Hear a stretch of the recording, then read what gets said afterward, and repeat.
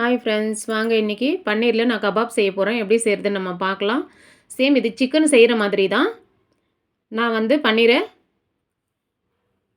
சுத்தமாக கழுவி நான் பீஸ் பீஸாக கட் பண்ணி வைக்கிறேன். வாங்க எப்படி கட் பண்ணுறதுன்னு அதை நம்ம பார்க்கலாம். பாருங்கள், பேக்கெட் ஒன்று வாங்கியிருக்கேன். இந்த பேக்கெட்டு தான் நான் வாங்குறது எப்போவுமே. இதை நம்ம கட் பண்ணிவிட்டு சுத்தமாக கழுவிடலாம். இந்த கவர் மேலே உள்ளதை எந்த ஷேப்பில் வேணுமோ நீங்கள் கட் பண்ணிக்கோங்க. நான் நீளமாக கட் பண்ணியிருக்கேன். யார் சப்ஸ்கிரைப் பண்ணலையோ அவங்களாம் சப்ஸ்கிரைப் பண்ணிவிட்டு பாருங்கள். நான் போடுற வீடியோ எல்லாம் கிடைக்கும். இதுக்கு தேவையான மசாலா இப்போ நம்ம சேர்த்துக்கலாம். உப்பு சேர்த்துருக்கேன். நம்ம எவ்வளோ உப்பு வேணும்னு அந்த பன்னீரை பார்த்து நம்ம சேர்த்துக்கலாம்.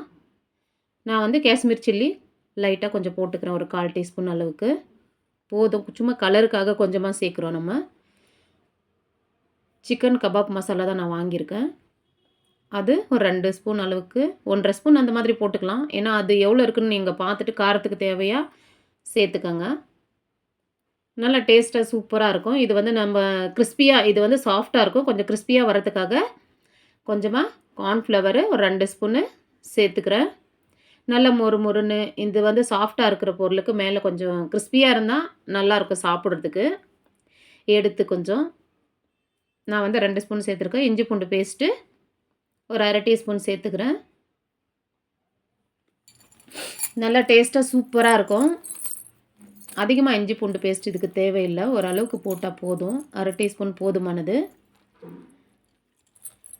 நம்ம இதை வந்து மெதுவாக மிக்ஸ் பண்ணணும். மிக்ஸ் பண்ணுறது தான் இருக்குது மெயின்னு. ஏன்னா உடஞ்சிரும். மெதுவாக மிக்ஸ் பண்ணிக்கலாம்.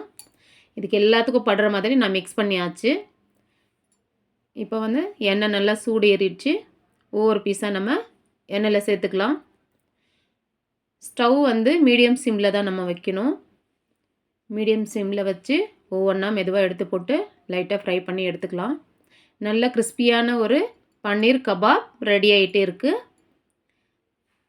பசங்க நல்லா விரும்பி சாப்பிடுவாங்க. பெரியவங்க கூட சாப்பிடலாம்.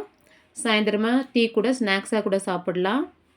ரொம்ப டேஸ்ட்டாக இருக்கும் இது. பசங்க எப்போவுமே இது விரும்பி சாப்பிட்ற ஒரு பொருள் தான் இது. பன்னீர்னா எல்லாருக்குமே பிடிக்கும். ரொம்ப அட்டகாசமாக இருக்கும். கண்டிப்பாக நீங்கள் செஞ்சு சாப்பிட்டு பாருங்கள். செஞ்சு சாப்பிட்டுட்டு கமெண்ட் பாக்ஸில் கமெண்ட் பண்ணுங்கள். பாருங்கள், லைட்டாக பொரிஞ்சு வந்துருச்சு. நல்ல கிறிஸ்பியாகவும் இருக்கும் பார்க்குறதுக்கு.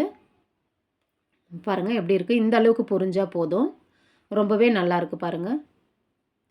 மறக்காமல் வீடியோ தள்ளாமல் பாருங்கள். கண்டிப்பாக முழுசாக பார்த்தீங்கன்னா அது எப்படி செய்கிறதுன்னு உங்களுக்கு தெரியும்.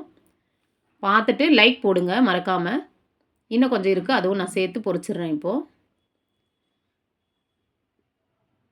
ரொம்பவே சூப்பராக இருக்கும். பார்க்கும்போதே சாப்பிட்லான்னு இருக்குது. நல்ல வாசனையாக சூப்பராக இருக்குது. சேம் கபாப் மாதிரியே நல்லா இருக்குது. நல்லா மெதுவாகவும் மேலே கிறிஸ்பியாகவும் சூப்பராக இருக்குது. சாப்பிட்டு பார்த்துட்டு எப்படி இருக்குதுன்னு நீங்கள் சொல்லுங்கள். பாருங்கள் எவ்வளோ சூப்பராக ரெட் கலராக ரெடி ஆகிடுச்சு. பாய்.